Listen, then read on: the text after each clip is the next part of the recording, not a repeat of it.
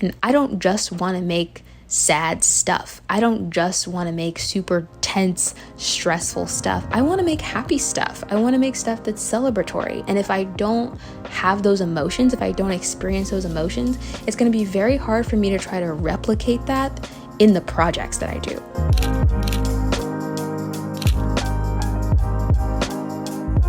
What is up, artists and movers? It's your girl, Gaylyn Lareese, and welcome back to another podcast style episode here on my channel. Now, this is my second time recording this episode because the first time I recorded it, it was, per usual, 2 a.m. for me at night, but I didn't realize that my window was open. And so the crickets decided to go ham in the background of the audio, and it just was terrible. It was horrible, and I was so upset.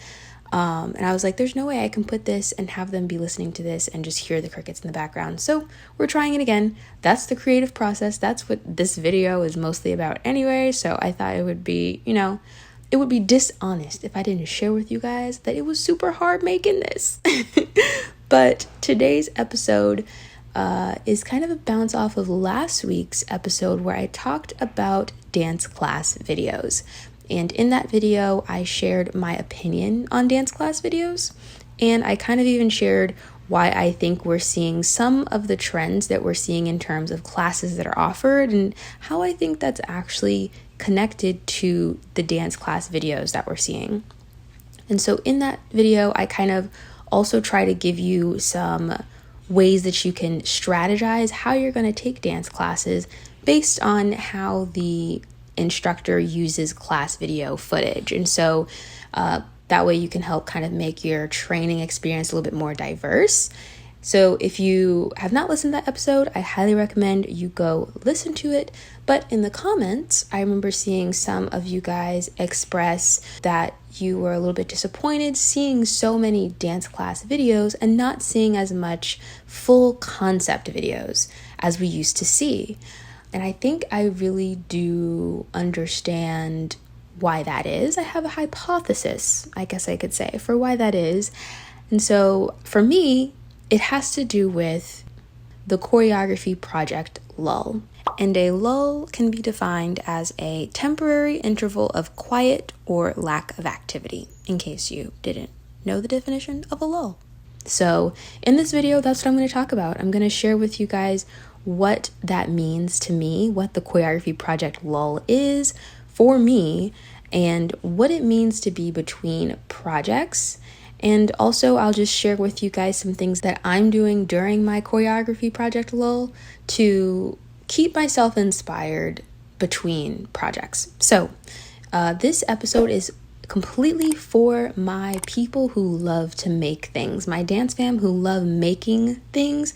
This episode is for you. If you are the kind of person who is really trying to create a full catalog of your work that truly demonstrates your voice as an artist, whether if that is, a full collection of videos that are concept videos of your choreography, or if it's putting on events and you just love the full process of putting on events, picking the locations, really curating it for a specific audience, or if you like doing photo projects, maybe there's a project that you want to do that's going to be comprised of many photos that tie into a theme that is really representative of your voice. So many different ways that you can have this apply to you, and hopefully this either inspires you to start making projects or just helps you feel a little bit more encouraged if you are in the same boat that I am. So let's go ahead and jump in. So when you hear between projects, you may think of, the saying between jobs. Like you have a job, then there's the time where you don't have a job and you're looking for a job. And that's when you are between jobs. Or you may think between projects, meaning like between gigs, like maybe you just did a dance gig and you're waiting for your next one to come up, you're waiting for your next audition, and that could also be maybe what you're thinking about. That's not what I'm talking about. When I say between projects, I mean that you are in between doing your own choreographic projects. So you've done a project before, then there's this time in the middle where you are either getting ideas, you're preparing yourself to do the next project, but you haven't done the next one yet. And so you are between projects. Now, for me, when I am making a project, I am really starting off just asking myself, is this even possible? Do I even have the creative ability to do this? Do I have the skill level to do this? And so making a project for me is kind of my way of like testing how far I can go.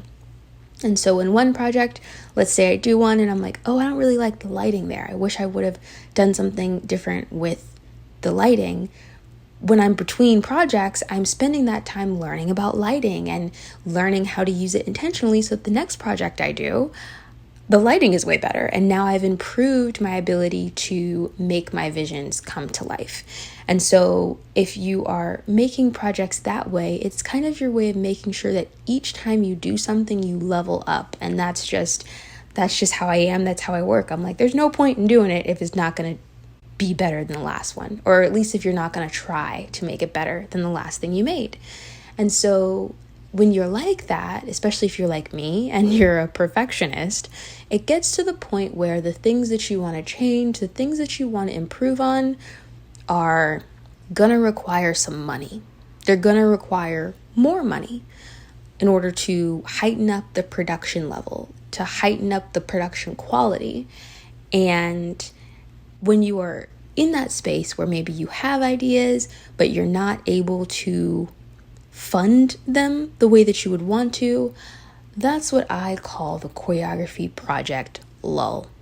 You're just there, you have the idea, but you can't execute it because you don't have the budget to execute it. And I feel like people don't understand how much it actually costs to make a video, especially in my style. My style is, the choreography itself. Yes, it's more ballet and technique based and kind of has influences of my commercial experience, but I also love to tell a full story with my concept videos. I love there to be, a beginning, middle, and end type aspect. So sometimes there's multiple locations. My choreography itself is very difficult sometimes for people to pick up, and so we need a lot of rehearsal time.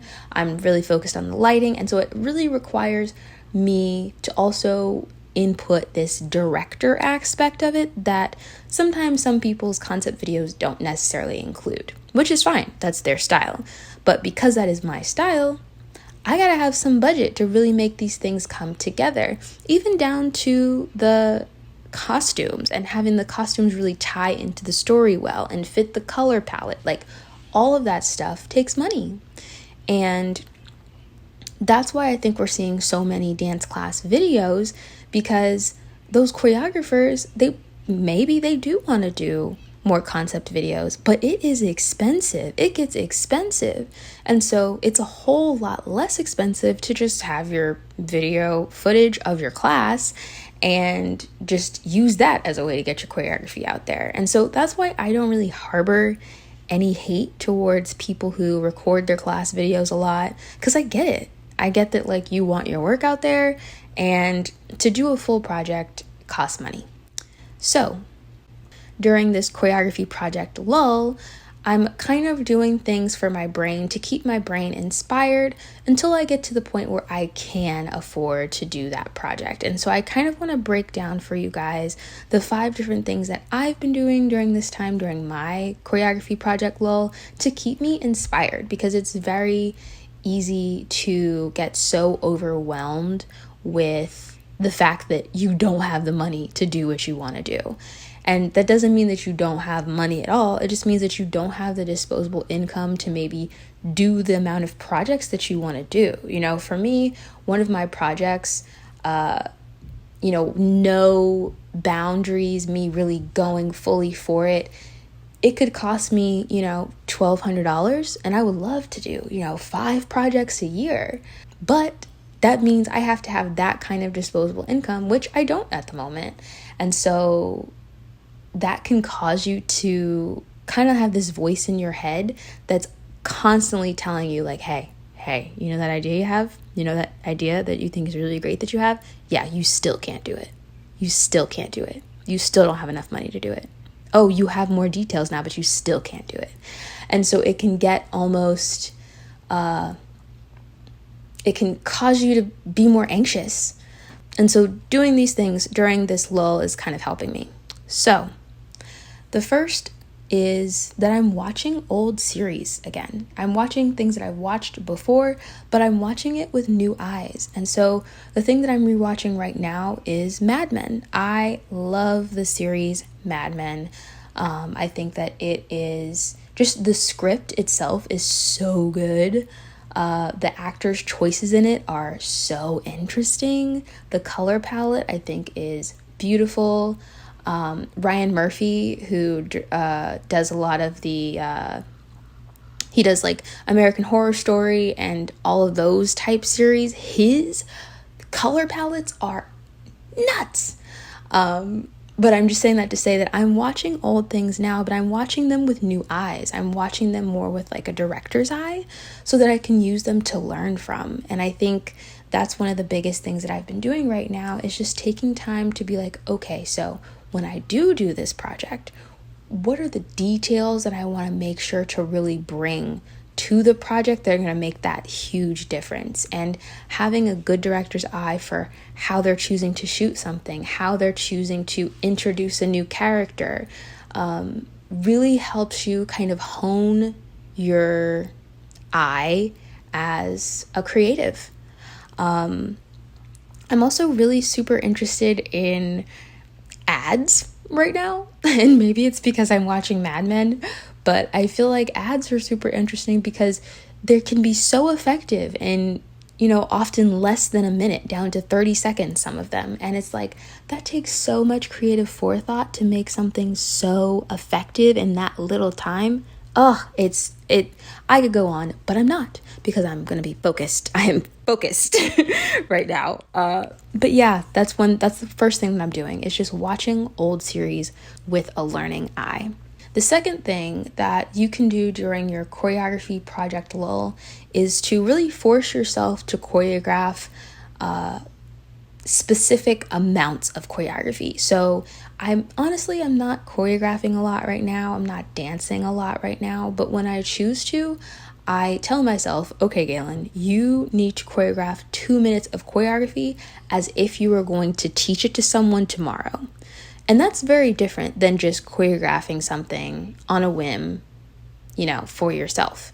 When you're choreographing with the intent of teaching it to someone the next day, you're choreographing and you're really taking into account the details of the movement. Okay, what are the mechanics of this specific movement? How would I break this down if I'm going to teach it to someone? What is the transition that's going to come into this? What is the spacing going to look like? What is the, formation? What's the formation going to look like for this? What is the emotional visual aspect? How do I want the dancer's focus to be? All of those things really go into the details of creating an effective project. And if you can't communicate how you want your choreography to look, the whole project just goes in the trash.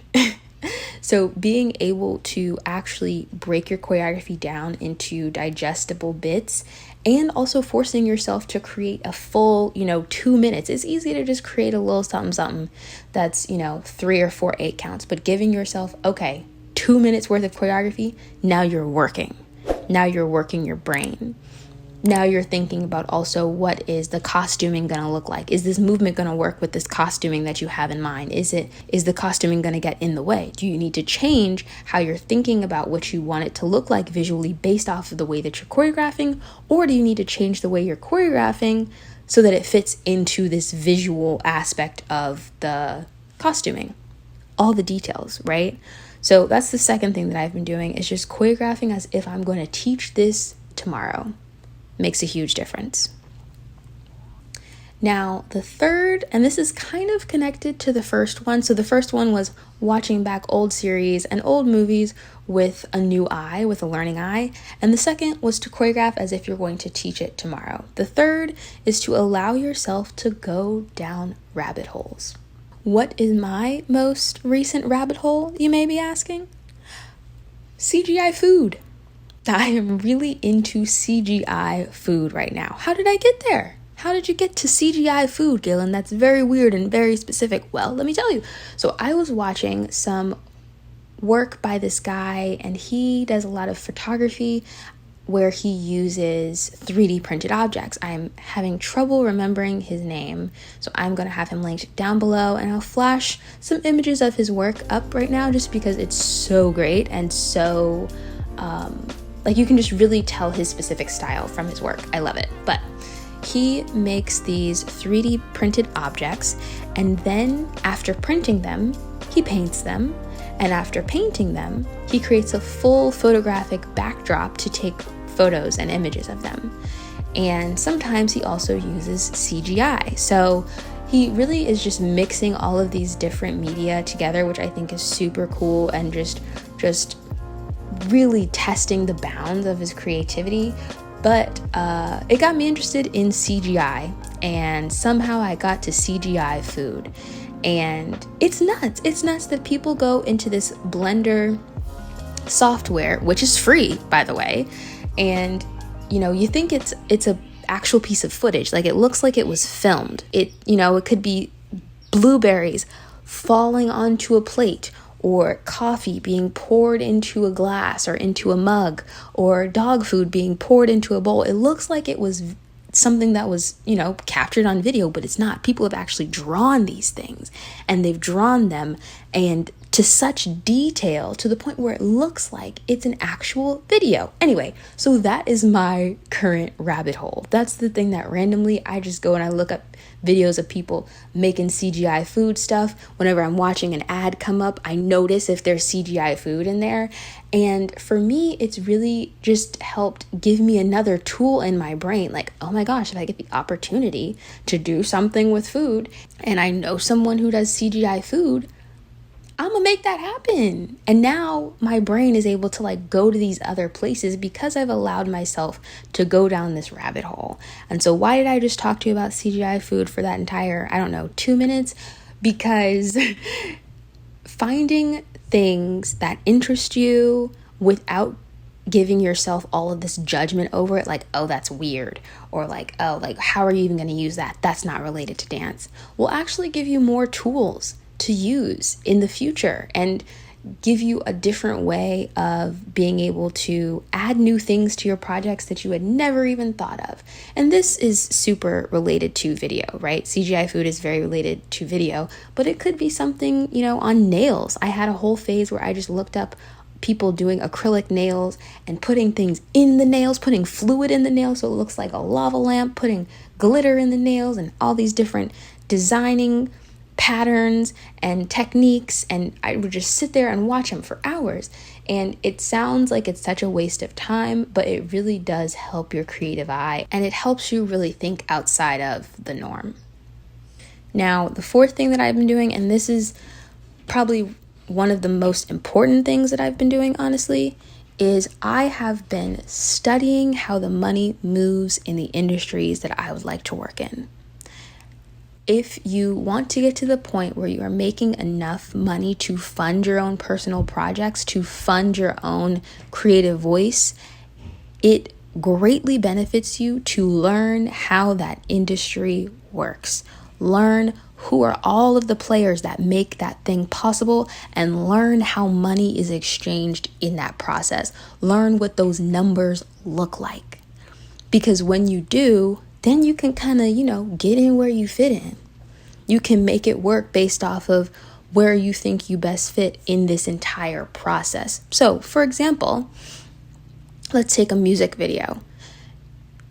Music videos have the artist, they have the artist's, manager, they have their creative team. So that creative team could involve the choreographer, could involve their costume designer, could involve their makeup artist, and then under them there is the dancer. So the dancer is under the choreographer.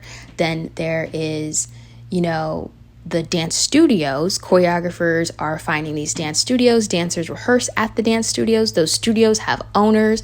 So that's how they get into the whole process. And then there's the people who are in the background, there's the producers. Then there are the producers' assistants.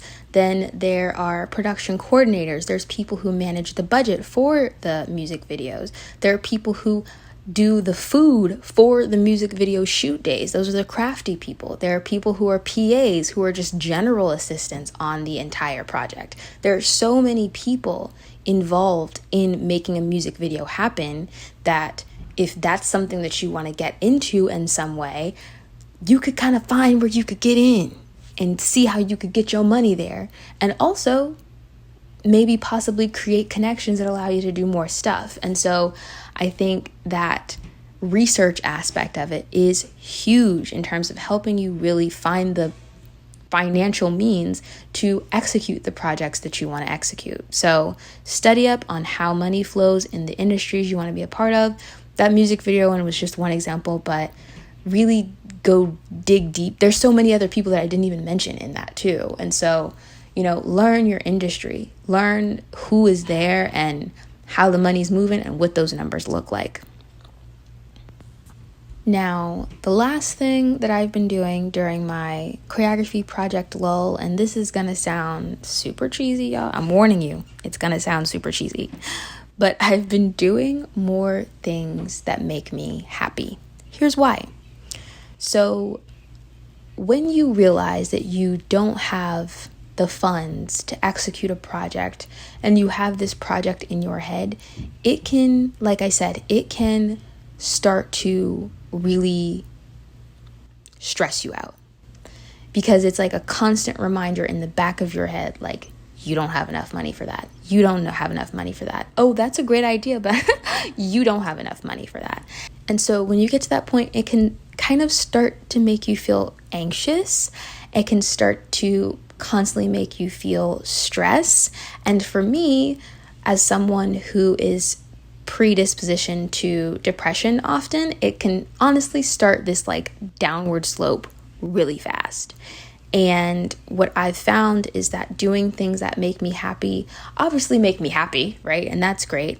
But it also allows me to tap into the full spectrum of human emotion when I'm going to try and make this project. So if I'm constantly feeling anxious, if I'm constantly feeling stressed, if I'm constantly feeling down on myself, that's going to reflect the kind of stuff that I make. And I don't just want to make sad stuff. I don't just want to make super tense, stressful stuff. I want to make happy stuff. I want to make stuff that's celebratory. And if I don't have those emotions, if I don't experience those emotions, it's going to be very hard for me to try to replicate that in the projects that I do because I wouldn't have felt it in quite a long time. And so doing things that make me happy right now involves me just, going for a swim with my friends and spending the day with my friends, or going out to brunch and just doing things that really allow me to feel the best of the best feelings too, so that I can actually make stuff that makes people also feel that way. And I don't know if for some people, like, they can make happy stuff while still being stressed. I can't. It is very hard for me to make something that is super, joyous and lighthearted if I am constantly feeling stressed and down on myself. So do some things that make you happy. Do some things that make you really experience the fullness of what it feels like to be a human being, because that's why we are dancing, is to have these experiences. And if you're the kind of person who wants to help other people feel that way, you got to feel that way for yourself first. So those are the 5 things that I'm doing during my choreography project Lull that are keeping me inspired in between projects. And because I know that this is not permanent, me not being able to fully flesh out these ideas, it allows me to get excited about them because I know eventually I'm going to get to do them. And when I do, I know they're going to be great. So those are the 5 things that I'm doing during my choreography project Lull. I am watching old things with a new eye so I can learn. I am forcing myself to choreograph with more detail, like I'm going to teach it to someone tomorrow. I am allowing myself to go down rabbit holes and not judging myself for how weird they may be. And I'm studying how money flows in my industry. I'm studying who is involved and what those numbers look like, so that if I find maybe a loophole on how I can get in, I do that. And then the last one, I'm just doing more things that make me feel happy. And the great thing is that just because I'm not doing these projects, it doesn't mean that I don't get to make stuff at all, right? I'm still here with you guys, still here on the tube, making these podcast episodes, chit-chatting with y'all, building community with you guys. And honestly, bonus, that would be my 6th tip, is just create an audience, build an audience, and create a community so that when you do make your stuff, you have people who are ready to watch it. You have people who are excited to share it. Because if you do get to make these projects and you have no one to actually look at it, there's no way that it can help you, take off in a new way or level up yourself in a new way. So 6 would be build your audience. I hope this was helpful for you guys. Let me know in the comments down below if you are between projects right now. And if you are between projects, are you in a choreography project lull? Just because you don't have the disposable income to make the projects that you want to make, it doesn't mean you don't have money at all. It just means that you have to figure out how to level up yourself so that these projects are possible. And I think that's the most important thing, is just to realize that it is possible and then start figuring out your specific way to do it. But let me know down below if you make choreography projects, if you make any other kind of projects, and what are you doing right now to keep yourself inspired when you are between them. I will see you guys in my next video next weekend. Later.